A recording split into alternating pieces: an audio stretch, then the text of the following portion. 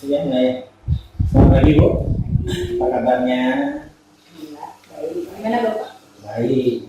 Baik. Sehat ya? Ya. Perjalanan dari 14 dari rumah dari sini. Ya, seperti biasa lah ya. Kondisi jalan. Sangat senang. Ya baik Bu, hari ini saya akan melakukan wawancara bersama dari kepala sekolah saya. Ini salah satu bentuk tugas saya untuk memenuhi tugas di P3 ini, di P1 ini, di demonstrasi kontekstual. Oleh kita juga harus komunikasi dengan kepala sekolah terkait dengan kebijakan-kebijakan yang sudah diambil kepala sekolah, keputusan-keputusan yang berlandaskan pada nilai-nilai kebajikan. Nah, ini saya akan bertanya kepada Ibu ya, sementara gitu kan, kaitan dengan kebijakan-kebijakan apa yang Ibu ambil selama ini, gitu kan, barangkali Anda membuat dilema gitu kan, yang di situ posisinya sangat sulit gitu untuk menentukan mana yang harus Ibu ambil. Maka itu bersedia. Sedia. Hanya menjawab pertanyaan apa yang sudah dilakukan. Iya. Ini harus dikomunikasi, tapi tidak sedia, terpaksa gitu kan. Ya, kita langsung saja ke penjelasannya. Ya. Pertama ini, mungkin selama ini bagaimana itu dapat mengidentifikasi berkaitan dengan kasus-kasus yang menyebabkan dilema etika atau rujukan moral. Ya, kalau sejauh ini pada dasarnya ya, kita terkait dengan apakah permasalahan itu masih dilema etika rujukan moral, kan saya akan melihat konsekuensinya, akan melihat permasalahan itu pada dasarnya itu seperti apa. Apakah permasalahan yang pada dasarnya itu sebenarnya sama-sama baik, atau permasalahan yang sebenarnya sudah jelas salah, jadi seperti itu, jadi ada perbandingan antara apakah memang masalah itu memang keputusannya nanti akan menghasilkan yang baik sama baik, atau baik dengan benar atau salah. Nanti selama ini itu juga mengidentifikasi apakah kebijakan itu yang akan diambil itu dampaknya baik atau enggak. Iya, Ini seperti itu ya. Akhir dari keputusan itu. Iya, akhir dari keputusan yang akan diambil itu ya. Kemudian yang selanjutnya bagaimana Ibu nanti menjalankan pengambilan keputusan di sekolah ini, terutama dalam kasus-kasus di mana ada dua kepentingan, untuk lihat bahwa kepentingan ini sama-sama benar nih, ya kan, sama-sama benar, atau sama-sama mengandung nilai-nilai kebajikan misalnya. Bagaimana? Kalau untuk sejauh ini saya cenderung mengutamakan kebermanfaatan ini. Sejauh mana itu sangat nilai kebajikannya sangat lebih besar lah ya, lebih berpengaruh jika permasalahan itu kebijakan itu diputuskan. Kalau misalnya pengaruh atau efeknya tidak terlalu besar, maka tidak akan saya ambil. Tapi kalau misalnya pengaruhnya atau efeknya terlalu besar, maka itu yang akan saya pilih sebagai keputusan. Lebih mana bermanfaat, cenderung ke posisi mana gitu. Jadi melihat nilai atau manfaat, asas manfaatnya gitu ya. Meskipun dua-duanya itu ya, benar, sebenarnya sama-sama bermanfaat sih, bermanfaat ya, tapi yang mana yang lebih besar kan? Itu yang prioritaskan. Dampaknya yang akan datang itu lebih besar. Ya, baik. Tentu di dalam pengambilan keputusan ini ada prosedur-prosedur yang harus diambil ya, langkah-langkah yang harus diambil oleh Ibu dalam mengambil keputusan ini. Nah, kira-kira langkah-langkah atau prosedur seperti apa yang biasa dilakukan selama mengambil keputusan ini? Ya, yang berkaitan dengan dilema etika ya. Sejauh ini saya pastikan dulu kalau memang kaitannya dia apakah ada pelanggaran secara etika atau pelanggaran secara undang-undang atau peraturan. Kalau melanggar maka dalam dosa ya. Kemudian saya juga melihat sejauh pakar ini berkaitan dengan keadilan, adil nggak apa yang saya mengambil keputusan ini. Kemudian tentu saja ada sedikit untuk apakah ada rasa kasihan atau tidak. Jadi cenderungnya sih kalau sejauh ini yang karena memang sering terjadi, gitu kan? Itu memang saya cenderungnya memang lebih ke situ, mengambil keputusan ini untuk memastikan keputusannya kan proses keadilan, kemudian rasa kasihan, kemudian yang biasanya lebih utama apakah dia melanggar aturan atau tidak. Nah, itu dia karena lebih amannya kita memang kaitkan juga dengan aturan. Iya, sesuai dengan regulasi. Iya, karena kalau udah tidak sesuai itu udah pasti tidak bisa kita jadikan keputusan, itu malah berat jadinya kan. Betul. Sepakat. Artinya kita juga harus memperhatikan regulasi yang ada, kan? Kebijakan pemerintah pusat maupun daerah, kemudian berdasarkan aturan juga. Kan? Ya, istilahnya kita nggak keluar dari koridor itu lah, gitu ya. Tentunya ini Bu, yang berikutnya ini kan, tadi kan itu seperti yang disampaikan bahwa ada prosedur atau langkah-langkah yang sudah dilakukan dalam pengambilan kebijakan ini. Prosedur juga harus disampaikan dengan baik. Itu kita juga harus memperhatikan terkait dengan pemerintah juga, aturan, regulasi dan sebagainya. Nah, tentu di dalam pengambilan keputusan ini ada hal-hal yang selama ini mungkin dianggap efektif dalam pengambilan keputusan pada kasus pidana. Nah, selama ini kira-kira begitu hal-hal apa saja yang selama ini dianggap paling efektif dalam pengambilan keputusan berkaitan dengan dilema etika. Kalau sejauh ini yang paling efektif, saya kalau mengambil keputusan cenderung ini ya berusaha untuk berkomunikasi dengan orang lain yang terlibat di dalamnya, kemudian juga tentunya meminta itu tadi bisa saran atau masukan sebagai bahan pertimbangan.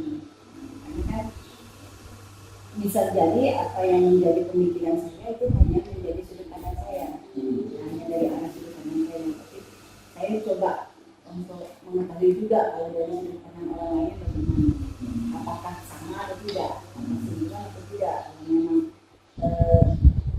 pada dasarnya akhirnya nanti sama, ya itulah yang biasanya menjadi pertimbangan saya untuk bisa memutuskan atau langkah utama ya, langkah utama saya untuk mengambil keputusan. Jadi pelibatan. Iya, ini pelibatan semua pihak. Iya. Pengambilan keputusan ini. Jadi salah satunya mungkin yang itu membangun komunikasi dan membuka ruang gitu, berikan kesempatan kepada semua orang untuk memberikan pandangan dan disampaikan. Diskusi lah gitu ya, diskusi. Jadi keputusan yang diambil pun. Nah tentu Bu, di dalam pengambilan keputusan ini tidak bisa kita pungkiri ada tantangan dalam pengambilan keputusan ini yang kita maksud dengan dilema etika. Kira-kira kalau menurut Ibu ini tantangan selama ini apa saja yang berkaitan dengan pengambilan keputusan? Untuk sejauh ini yang menjadi tantangan kita karena memang terkadang mungkin pengambilan keputusan ini ada tidak sesuai dengan hati nurani orang lain, gitu ya. Kemudian itu tadi adanya perbedaan persepsi, kan? Itu yang biasanya menjadi tantangan. Cuman pada akhirnya itu tadi karena kita selalu membangun komunikasi, melakukan komunikasi intens, kemudian untuk memastikan bahwa apa yang kita jadikan keputusan ini baik untuk semua orang. Ya itu yang coba kita jelaskan beginilah kebaikan orang lain. Tentu ada pro dan kontra gitu Ya. Ada pro dan kontra dan tidak semua pihak juga bisa menerima gitu kan. Tapi mau tidak mau ya ini harus diambil kan, keputusan ini harus diambil. di dalam pengambilan keputusan ini tentu ada strategi dalam penyelesaian kasus ya, berkaitan dengan dilema etika ini. Tentu itu juga memiliki trik tersendiri kan. Pada selama ini misalnya dalam menyelesaikan kasus ini itu membuat jadwal atau agenda khusus, atau misalnya ketika ada persoalan itu langsung diselesaikan pada saat yang bersamaan atau ada cara-cara lain. Untuk pengambilan keputusan ya terutama mungkin hal yang besar, ibaratnya pengaruhnya akan besar, tentunya tidak akan saya lakukan pada saat itu juga, karena memang itu tidak sebesar. Tapi kalau sebagai keputusan yang masih bisa, pengambilan keputusan yang masih bisa ditangguhkan, berarti saya akan menyediakan ruang atau jadwal khusus untuk memikirkan strategi atau langkah-langkah dalam pengambilan keputusan. Jadi memang secara khusus mungkin kayak kita bikin terjadwal itu tidak. Ya, artinya paling tidak kita mempunyai waktu lah ya. Agenda khusus lah. Ya, yang penting jelas di sini kalau untuk pengambilan keputusan biasanya sejauh ini jarang langsung pada saat itu. Jadi ibu menyediakan waktu di luar dari agenda itu lah, misalnya pada saat ini ada keputusan yang ada deadlock itu mungkin di waktu lain gitu ya. Iya, kalau untuk sejauh ini karena peristiwa misalnya ini kan tentang dilema etika ini kan masalah yang terjadi itu masih ada waktu, tidak memerlukan waktu saat itu juga tidak urgent gitu ya. Nah, yang bersifat tidak urgent berarti masih bisa ada jeda saya untuk berpikir, untuk mempunyai ruang khusus lah untuk saya memutuskan. Soalnya memang tidak urgent, memang harus saat itu meminta keputusan. Ya tetap juga sih, tetap menyediakan waktu.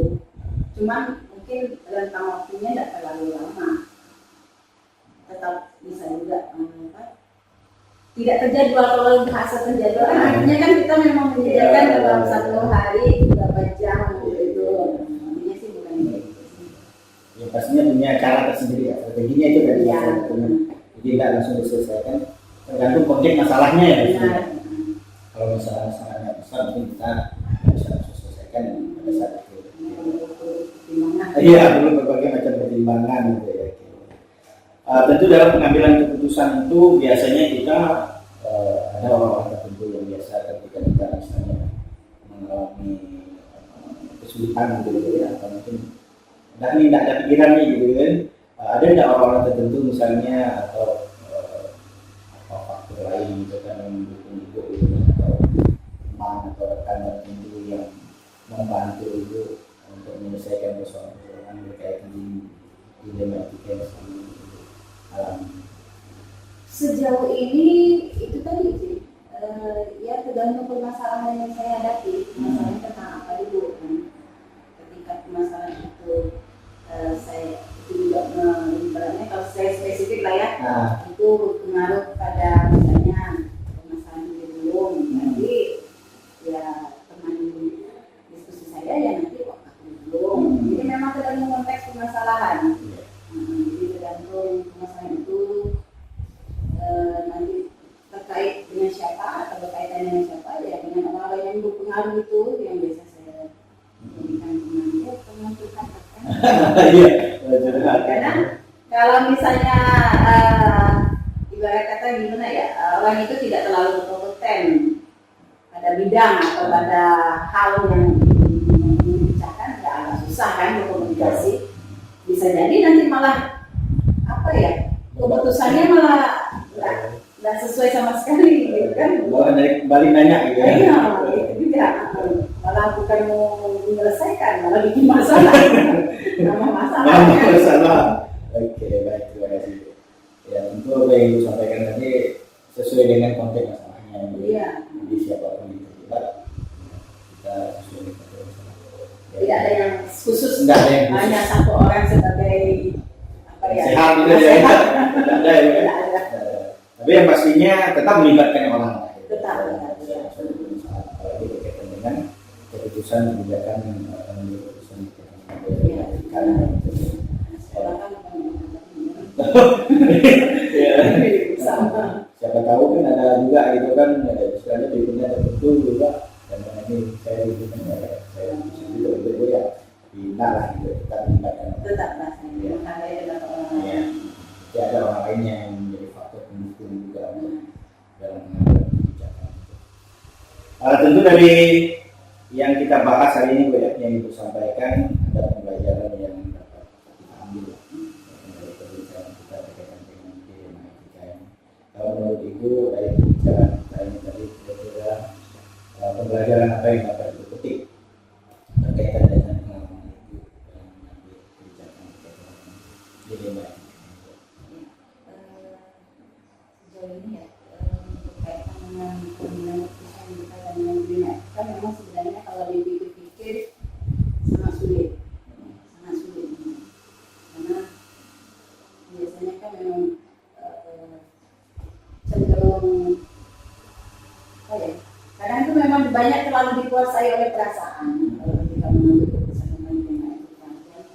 Kadang juga memang cenderung ingin membuat kita goyah ketika udah mau diputuskan tapi masih lagi mempertimbangkan permasalahan yang lain gitu kan. Tapi pada dasarnya di sini ya ketika memutuskan permasalahan yang berkaitan dengan dunia kita, ya kita harus benar-benar bijak, kita harus benar-benar bisa memastikan konsekuensi dari hasil atau dari keputusan kita itu apa, kemudian dampak dari kebijakan kita itu apa, yang itu yang memang harus benar-benar kita jadikan acuan ketika mengambil keputusan yang berkaitan dengan. Baik Bu, terima kasih atas waktu dan kesempatannya pada hari ini telah berbagi bersama saya. Semoga dari pengalaman ini menjadi pembelajaran yang sangat penting bagi saya untuk dalam mengambil suatu kebijakan, terkhusus pada kasus-kasus yang berkaitan dengan dilema etika ini. Karena memang tidak mudah dalam menjadi seorang pemimpin ketika kita dihadapkan pada kasus dilema etika ini. Tapi dari pengalaman Ibu tadi itu sudah mencerahkan saya dan telah membantu saya untuk belajar. Dalam mengambil keputusan ini kita tidak boleh istilahnya hanya berdasarkan filosofis merasa kemauan kita sendiri semua pihak dan sebagainya. Sekali lagi terima kasih Bu atas waktu dan kesempatannya untuk hari ini. Selamat pagi. Terima kasih Bu ya. Sudah bersedia.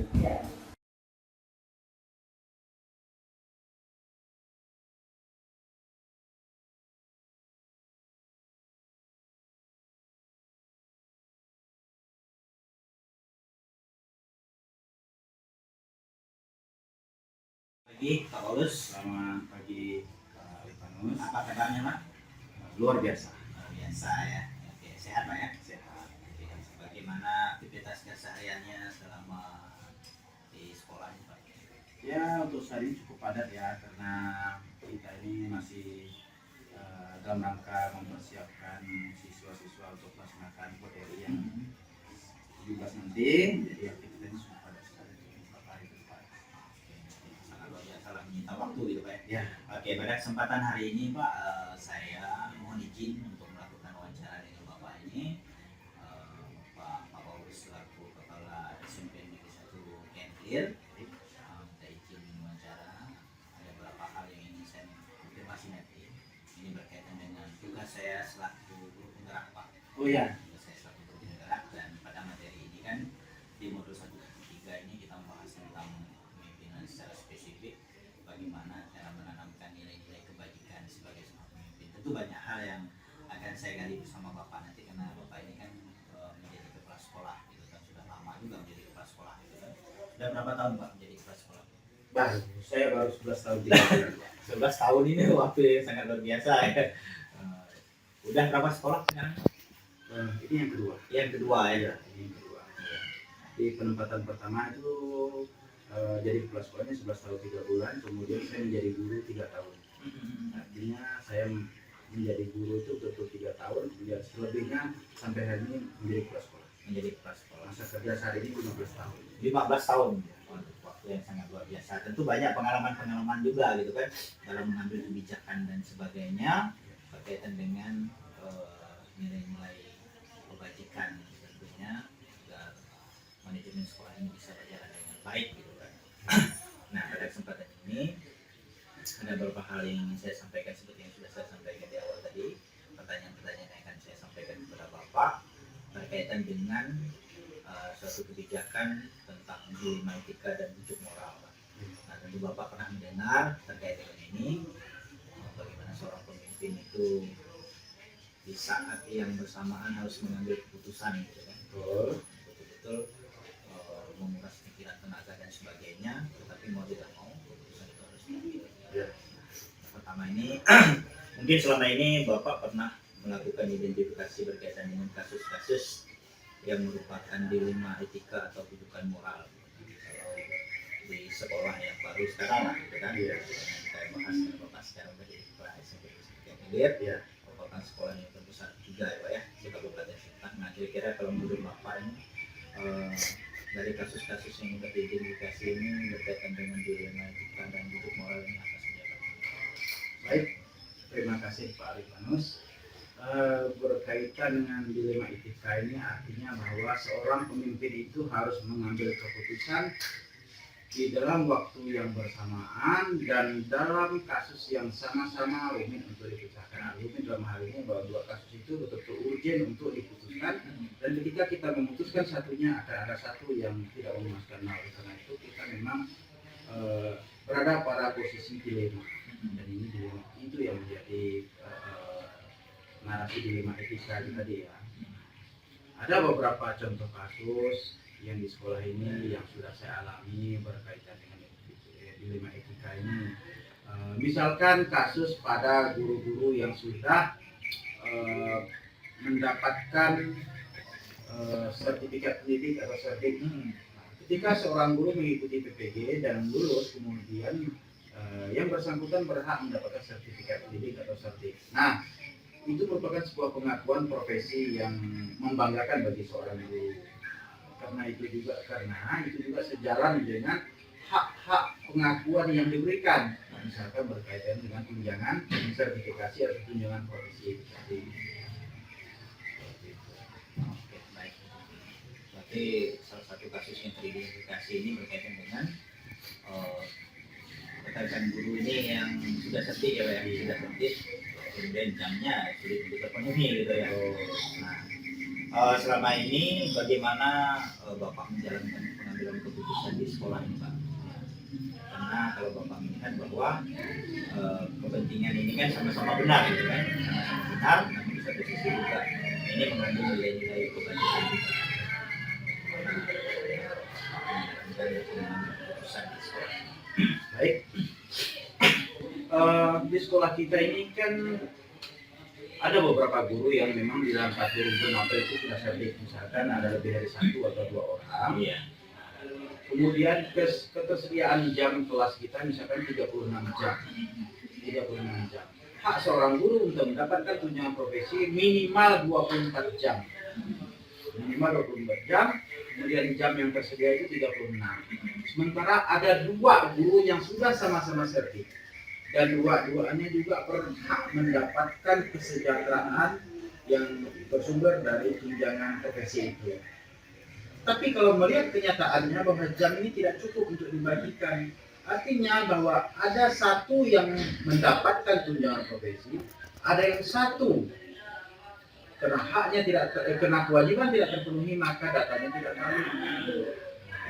Ini betul-betul membuat saya sebagai seorang pemimpin itu berada dalam sebuah posisi yang dilematis. Artinya, kalau saya katakanlah meloloskan validasi tunjangan sertifikasi guru A, bagaimana guru B? Kalau saya luluskan guru B, bagaimana guru A? Kebijakan yang saya ambil agar mengandung nilai-nilai kebajikan baik kepada guru A maupun kepada guru B adalah melihat celah regulasi. Salah satunya misalkan kalau misalkan guru A jam wajib minimalnya 24 jam, berarti masih ada sisa 18 jam. Berarti guru B ini kita beri tugas tambahan, apakah selaku wakil kepala sekolah yang ekuivalensinya 12 jam ataupun menjadi kepala perpustakaan ataupun kepala lab yang ekuivalensinya kurang lebih sama.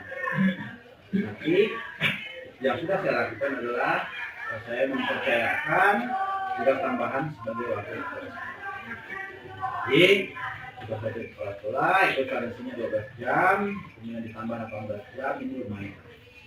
Artinya bisa memenuhi validasi data. Oke, bisa kedua-duanya mendapatkan hak yang sama. Kedua-duanya merasa diuntungkan, nah itu kan tidak ada istilahnya yang dirugikan, tidak ada.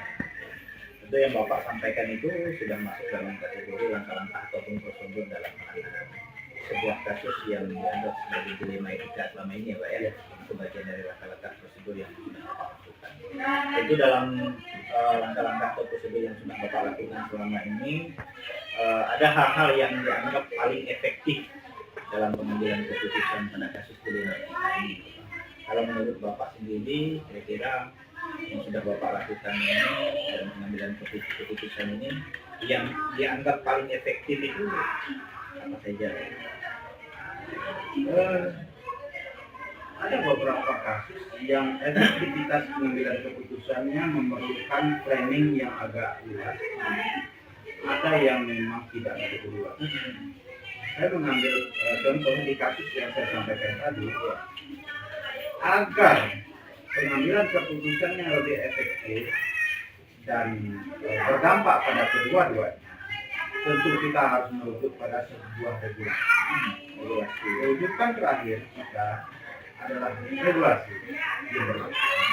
Itu tanpa regulasi kita tidak mungkin mengambil sebuah keputusan karena ini berkaitan dengan hajat hidup orang banyak, terutama hak-hak yang memang sudah sedianya diterima oleh tenaga pendidik. Tapi bagian dari prosedur yang Bapak lakukan tadi, misalnya salah satunya adalah membagi jumlah jam, karena tidak cukup nih kan? Tidak cukup. Salah satu tadi itu diberikan tugas tambahan sebagai wakil kepala sekolah. Itu sudah masuk dalam kategori langkah-langkah kebijakan yang kita lihat. Oke. Nah, kemudian berikutnya Pak, tentu di dalam mengambil keputusan ini ada tantangan, ya kan? Kira-kira dalam pengambilan keputusan berkaitan dengan dilema etika, tantangan apa saja yang Bapak alami dalam keputusan? Baik, kalau tantangan itu datang pada dua sisi ya. Yang pertama itu dari sisi internal. Artinya kita sebagai pimpinan dari sisi internal kita istilahnya bisa merasakan kalau kita berada pada posisi rekan guru yang tidak mendapatkan hak, tentu kita juga merasa kecewa. Tantangan ini yang saya alami. Kemudian yang kedua adalah tantangan eksternal. Tantangan eksternal itu ya datang dari sejawat. Ya, mungkin dalam pikiran mereka berpikir bahwa kita ada pilih kasih, kemudian kita ada anak emas dan anak perak. Ya, opini seperti itu tidak bisa kita buang dan karena kita tidak bisa membuat narasi orang itu seperti apa yang kita mau. Tapi dengan merujuk pada sebuah regulasi dan pengambilan keputusan yang tepat yang pada akhirnya ya, pihak eksternal itu memahami bahwa keputusan kita pada posisi dilematis dan kita bisa mengatasi solusi itu dengan dua-duanya mendapatkan hak yang sedia kita. Luar biasa sekali ya Pak ya, dari apa yang Bapak sampaikan. Tentu ada tantangan dan Bapak juga sudah memberikan solusi-solusi terkait dengan tantangan tersebut sehingga keputusan itu bisa diambil dengan bijak ya, karena memperhatikan nilai-nilai kebajikan tadi. Nah dalam pengambilan keputusan ini Pak, tentu biasanya ada hal-hal yang kita lakukan sebagai seorang pemimpin, apakah membuat misalnya jadwal tertentu misalnya pada kasus ini gitu kan ya. Apakah misalnya keputusan ini diambil pada saat yang bersamaan gitu kan, tentunya secara spontanitas ketika mendapatkan persoalan seperti ini, ketika di dalam forum rapat dan sebagainya langsung kita putuskan di situ, atau kita misalnya ada tenggang waktu dan sebagainya atau membuat jadwal secara khusus. Kalau yang Bapak lakukan selama ini seperti apa? Yang pertama tentu kita mengidentifikasi masalah ya. Kita mengidentifikasi masalah bahwa sejauh mana masalah ini melibatkan orang lain. Seperti itu. Kalau sekiranya masalah ini hanya melibatkan misalkan 6 mata, oke kita selesaikan secara 6 mata. Artinya bahwa tanpa perlu kita merebutkannya bersama rekan kerja. Jadi karena ini sifatnya adalah internal. Seperti itu. Kita identifikasi masalah, kemudian kita sandingkan dengan merujuk pada regulasi-regulasi yang ada, supaya langkah yang kita ambil itu nantinya tepat dan solutif serta tidak mengecewakan dan tidak merugikan orang lain. Kalau kita mengambil kebijakan berdasarkan regulasi, saya meyakini bahwa kita berada di posisi yang aman.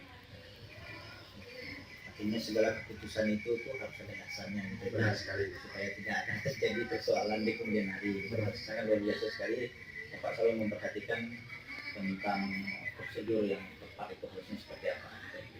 Tentu selama ini dalam pengambilan keputusan berkaitan yang seperti kasus yang Bapak sampaikan,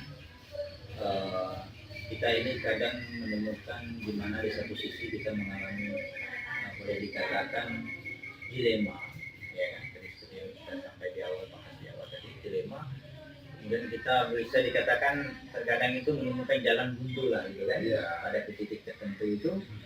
Nah, itu ada seorang atau kelompok tertentu, ada kawan-kawan tertentu yang biasa kita minta bantu dan sebagainya. Nah, dalam pengambilan keputusan selama ini seperti yang Bapak sampaikan pada kasus ini, ada orang tertentu atau faktor-faktor lain yang membantu dalam memutuskan perkara yang seperti Bapak alami. Oh ya, tentu artinya bahwa ada beberapa hal yang memang mesti kita lihat. Yang pertama, kalau berkaitan dengan rutinitas jam dan beban mengajar kawan-kawan, tentu kita mesti berurusan dengan bidang kurikulum. Nah, bidang kurikulum yang kita ajak berlaku. Kemudian juga kita perlu minta masukan dan pertimbangan dari wakil kepala sekolah yang selaku mitra kerja kita, supaya dalam mengambil keputusan ini ya, tidak serta-merta diambil oleh kepala sekolah sendiri, karena bagaimanapun sekolah ini kan untuk tujuan bersama, bukan hanya sekolah-sekolah sendiri. Karena itu pihak-pihak yang memang kita katakan agak diskusi ya seperti bidang kurikulum, kemudian wakil kepala sekolah, itu tentu kita sangat memerlukan pendapat, pandangan dan gagasan mereka untuk kita dalam mempertimbangkan pengambilan. Berarti dalam pengambilan keputusan ini kan melibatkan berbagai macam pihak lah, memiliki kepentingan lah, ya, agar keputusan ini bisa berjalan dengan baik sesuai dengan apa yang kita harapkan gitu. Sangat menarik Pak dari percakapan kita dari awal sampai akhir tadi berkaitan dengan keputusan yang dilema etika atau berkaitan dengan wujud moral ini sudah Bapak sampaikan di awal sampai pada saat ini banyak hal yang saya dapatkan gitu kan. Nah, kalau dari segi pandangan Bapak sendiri terkait dengan pembahasan kita, diskusi kita yang dari awal sampai sekarang ini, kira-kira dari pengambilan keputusan seperti yang Bapak sampaikan tadi berkaitan dengan dilema etika ini, ada nggak hal-hal yang menarik ataupun pembelajaran yang Bapak petik dari apa yang Bapak sampaikan dan Bapak alami terkait dengan keputusan berkaitan dengan dilema etika ini? Ya, ada beberapa ya. Yang pertama adalah bahwa kita memang harus memiliki etika komunikasi dengan rekan kerja. Artinya pengambilan keputusan ini harus kolegial berdasarkan garis koordinasi. Itu ya, itu garis bawah yang yang kedua, mengambil keputusan ini harus dengan kepala yang dingin. Artinya supaya keputusan itu betul menguntungkan bagi semua. Catat garis bawah, menguntungkan bagi semua pihak. Itu kata kunci yang bisa saya berikan. Baik, terima kasih Pak. Sangat luar biasa diskusi kita hari ini. Dari apa yang Bapak sampaikan berkaitan dengan keputusan yang sangat dilematik seperti yang Bapak sampaikan tadi, ini memberikan pelajaran yang sangat penting bagi saya sebagai calon guru penggerak untuk menghadapi tantangan ke depan ketika ditugaskan menjadi seorang pembimbing seperti yang Bapak hadapi sekarang ini. Ini menjadi pelajaran yang penting. Dari pengalaman Bapak ini saya juga banyak hal yang saya pelajari. Ternyata untuk mengambil sebuah keputusan ini bukan berdasarkan egosentris lah, akhirnya atas pandangan dan kemauan kita sendiri gitu kan. Meskipun sebetulnya kita pemegang kendali gitu kan, eksekutornya kita sebagai seorang pemimpin gitu kan. Nah, harus banyak hal yang dipertimbangkan dan semua pihak juga harus dilibatkan dalam pengambilan keputusan ini. Terima kasih sekali lagi Bapak sudah memberikan pelajaran sangat penting bagi saya, bahwa dalam situasi yang dilema pun Bapak bisa mengambil keputusan yang sangat bijak untuk menangani sebuah perkara. Sekali lagi terima kasih atas waktu dan kesempatannya untuk hari ini. Sukses selalu Pak menjadi kepala sekolah di sini, tetap sehat dan semangat untuk menjadi kepala sekolah di